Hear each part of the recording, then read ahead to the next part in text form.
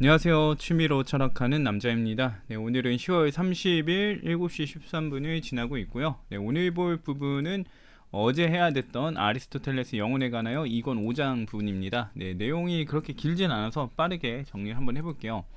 네, 5장 같은 경우는 영혼의 감각 능력에 대해서 이제 다루는 장이에요. 그래서 감각이라는 게 어떤 식으로 이루어지는지 그거에 대한 얘기들 하게 됩니다. 네, 하나씩 볼게요.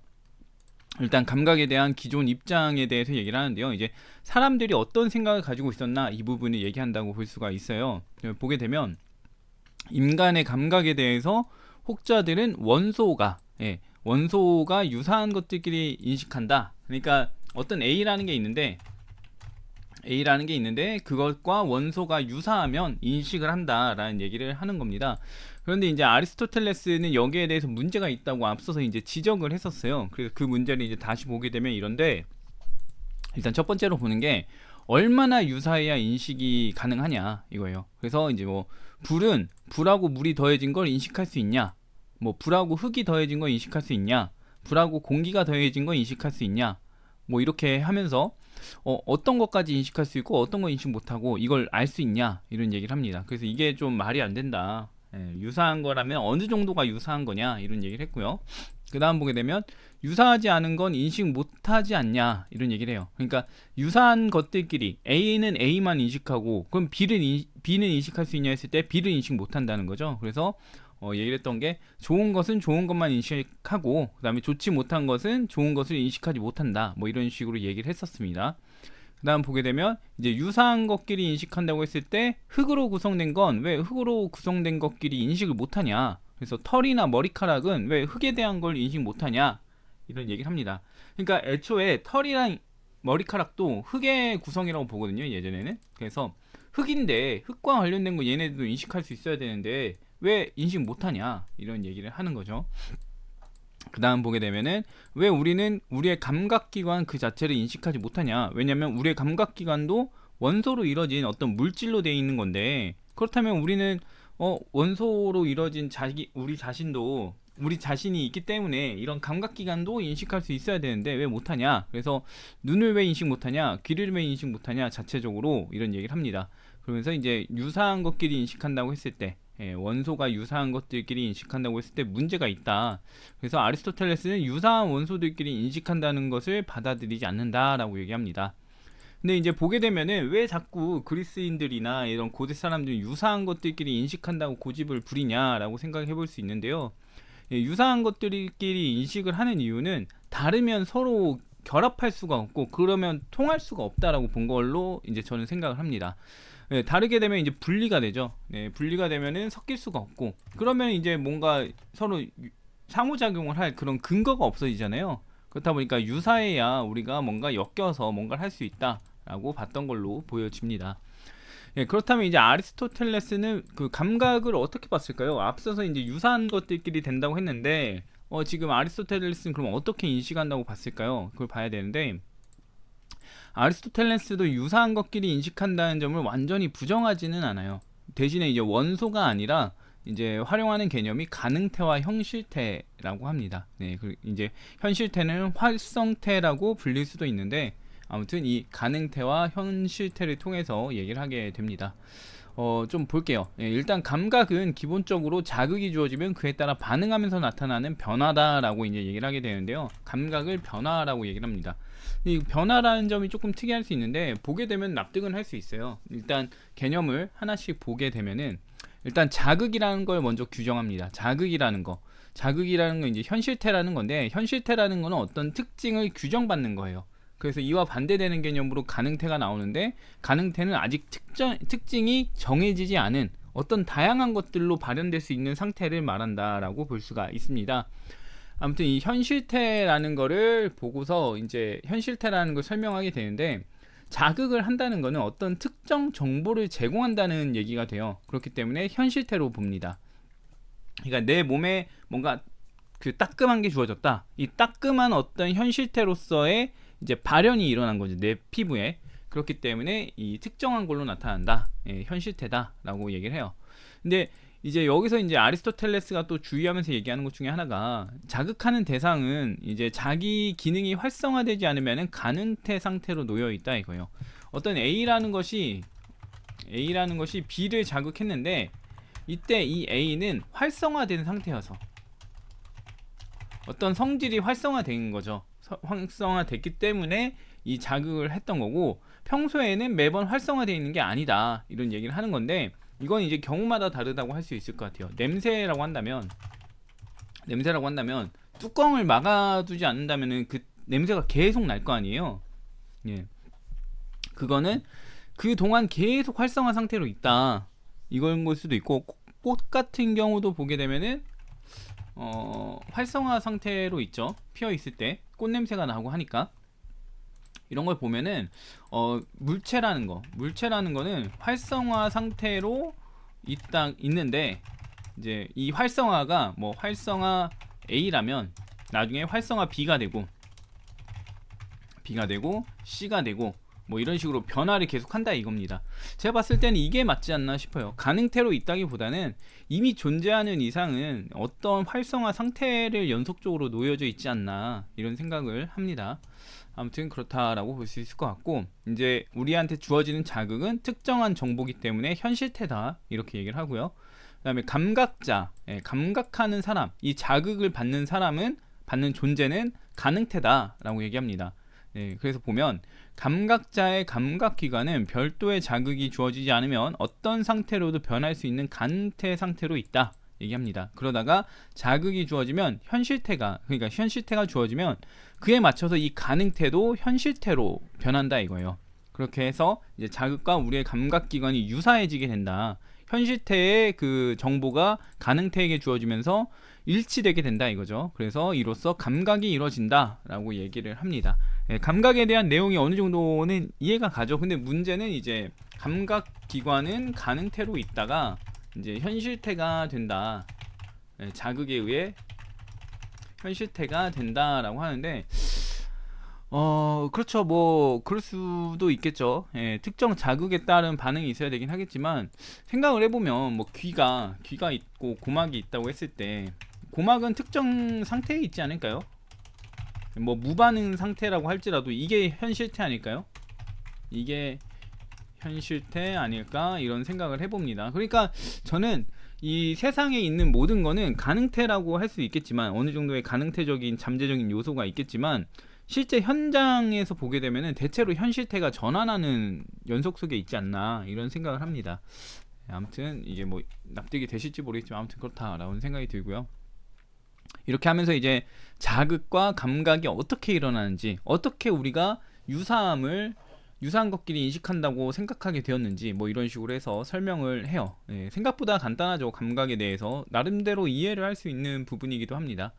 이런 감각태와 현실태를 구분했다라는 게 좀 괜찮은 접근인 것 같아요. 고대 관점 치고. 그 다음 보겠습니다. 그 다음에 이제 아리스토텔레스는 이제 감각하는 거하고 알을 비교해요. 알을 상기하는 거를 비교하게 됩니다. 이제 왜 비교를 하는지를 봐야 되는데, 저도 이게 나오진 않았어요. 이 내용이 왜 유사하다고 여겨서 비교를 하는지 이게 나오지 않았는데, 왜 유사하다고 여기냐면 우리가 뭔가를 감각하면은 안다고 말하기 때문이라는 거예요. 너 어제 봤어? 그러면서 너 누구 알아? 하면은 너 철수 알아? 라고 한다면은 철수가 어떤 존재인지는 몰라도 나는 식별할 수 있다라는 뉘앙스로 안다고 해요. 그러니까 철수에 대한 외형적인 지식만 있을 뿐인데, 감각했던 내용만 있을 뿐인데 그걸 안다라고 말하는 경우가 있다는 거죠. 그러니까 감각하는 경우도 안다 그러고, 이러니까는 비슷하게 볼 수도 있겠네 하는 거죠. 그러니까 정말 같은가 다른가를 구분해 봐야 된다라는 얘기를 하는 거고, 그 다음에 보게 되면 이제 꿈을 꾸는 상황이 이제 알하고 유사하다라는 거예요. 왜냐면 꿈을 꾸는 상황에서는 우리가 일반적으로 감각할 때는 자극이 있었잖아요. 근데 꿈을 꾸는 상황은 자극이 없죠. 그냥 우리가 자극 받았던 어떤 기억을 가지고 하는 건데, 암도 마찬가지로, 지식도 마찬가지로 어떤 기억을 가지고 하는 거기 때문에 둘이 좀 유사하다. 상기를 통해서 이제 나타나는 거기 때문에, 꿈꾸는 상황은 상기를 통해서 나타나는 거고, 알을 우리가 뭐 활용하고 떠올리고 하는 것도 상기를 통해서 나타나니까 둘이 조금 비슷한 맥락이 있네 라고 하는 거죠. 그래서 이제 그 두 가지가 유사하다, 그래서 우리가 비교를 조금 해볼 필요도 있는 것 같다, 이런 식으로 얘기를 하는 거라고 볼 수 있습니다. 네, 아무튼 보게 되면 이제 아까 얘기했던 어떤 것을 안다라고 하면 지식이 있어서 그러거나 아니면 감각해 본 적이 있을 때 그렇기 때문에 우리가 좀 둘이 비슷한 것 같다, 이렇게 얘기를 하는 거예요. 저도 이제 여기 관련해서 알에 대한 공부를 좀 하고 있거든요. 알매 뭐 위계 뭐 이런 거 알매 질서 이런 걸 하는데, 감각적인 암과 이제 분석적인 암 뭐 이런 게 있어요. 저한테 제 기준에. 근데 이것도 이제 분류하기에 좀 약간 어려운 면도 있고 좀 체계 잡기가 어려운 부분이 있다라는 생각이 들긴 하는데, 아무튼 좀 비슷한 면이 있습니다. 감각적인 암과 그냥 어떤 탐구를 통한 암이 나눠진다, 이렇게 볼 수 있긴 해요. 아리스토텔레스는 이제 감각과 알미 유사하다라는 점을 얘기했잖아요. 그러니까 이제 차이점도 얘기를 해주게 되는데, 감각하여 아는 것하고 지식을 떠올리는 것은 자극의 원천이 다르다라고 합니다. 왜냐하면 이제 감각하여 아는 것은 외부에 자극이 있었죠. 자극이 있으니까 우리가 알게 되는 거고, 지식 같은 경우엔 내부에서 떠올림으로써 아는 거다라고 합니다. 이게 근데 조금 애매한 게, 지식에 대한 얘기를 할 때 상기와 관련해서만 자꾸 얘기를 하는 것 같아요. 탐구하는 과정, 네, 이런 부분도 언급을 했으면 좀 더 좋았을 것 같다는 생각은 드는데 그런 부분이 안 나와서 조금 아쉽습니다. 약간 인식론적인 측면인데 자꾸 상기에 대한 얘기만 하니까 좀 제가 봤을 때는 더 깊게 얘기하면 좋을 것 같은데 안 하는 느낌이 들어서 조금 아쉬웠어요. 아무튼 그렇고, 그 다음에 이제 감각해서 아는 경우는 예, 이거 얘기를 했죠. 그 다음에 보겠습니다. 예, 아리스토텔레스는 감각에 따라 아는 것은 외부 대상에 의존하는 현상이다, 예, 이렇게 얘기를 했어요. 그래서 이제 우리가 제대로 된 감각 기관만 가지고 있다면 그 우리의 인식의 그 주요한 그 관전 포인트 뭐 이런 걸로 봤을 때 외부 대상이 굉장히 중요하다. 우리가 뭔가를 감각할 때 감각 기관이 올바르다, 정상적이라면 결국에 그 감각된 내용에 그 지대한 영향을 끼치는 건 외부 대상이다, 이렇게 얘기할 수 있지만, 이제 내부의 떠올림에 따라 아는 거는 이제 우리의 영혼에 의존하고 있다라는 얘기를 하는 거예요. 예, 우리의 영혼에 그런 얘기를 하면서 이제 뭐 보편자 얘기도 하곤 해요. 이제 왜냐하면 감각할 때는 보편자가 아니라 개별자를 파악하거든요. 개별자라는 거는 우리가 세상에서 마주하는 것들을 개별자라고 합니다. 예, 그런 것들을 이제 개별자라고 하는데, 지금 내부에서 우리가 어떤 개별자 안에 성질을 탐구하면서 밝혀내는 게 보편자거든요. 그래서 감각은 개별자를 파악하고, 그 다음에 그 지식이나 알은 보편자를 파악한다, 이런 얘기를 이제 그 아리스토텔레스가 하게 되는 겁니다. 네, 아무튼 그래서 이렇게 구분을 지었다라고 볼 수 있고요. 여기까지가 이제 5장의 내용이에요. 이제 감각에 대해서 대충 이 정도로 우리가 알고 있으면 될 것 같다. 나중에 필요한 건 또 얘기하고, 나중에 또 지금은 여기까지만 알면 될 것 같다 라고 하면서 마무리 짓기 때문에 그렇게 내용이 길지는 않았죠. 그 다음에 이제 마지막으로 좀 재밌는 구절 하나를 얘기해 볼까 합니다. 네, 아리스토텔레스 영혼에 관하여서 나오는 구절인데 이 문장이 저는 조금 약간 헷갈렸어요. 이거 도대체 무슨 말일까, 이런 생각을 하면서 봤던 문장인데 한번 읽어볼게요. 예.